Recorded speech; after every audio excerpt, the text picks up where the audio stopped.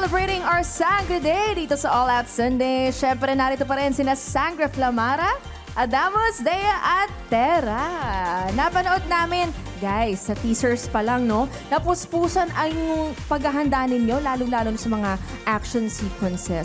So far, ano ba yung pinaka-challenging stunts or yung fight choreography na nagawa ninyo? At syempre, paano nyo ito napaghandaan? Sige. Since ako na. Sige, yun. Ang challenging talaga dito sa amin is yung consistency, discipline.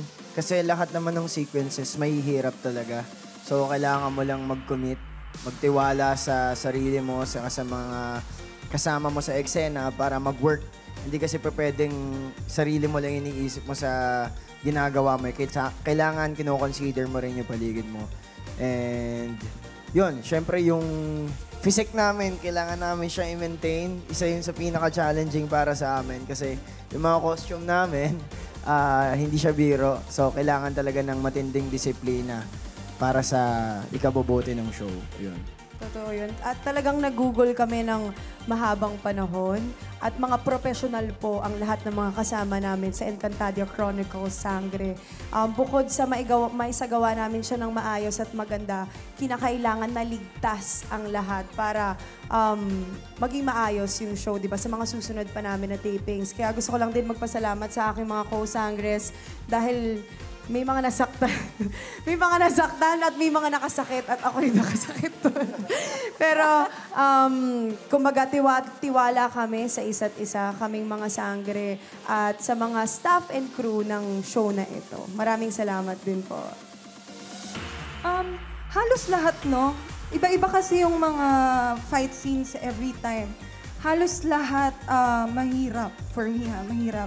Pero kung sasagutin ko yung tanong mo, kung ano yung most challenging, siguro yung pinaka-first na fight scene ko. Yung first time ko mag-fight. Kasi nasamahan ng pressure, yung kaba.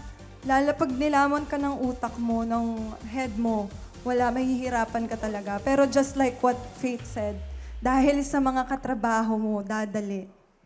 So thank you guys.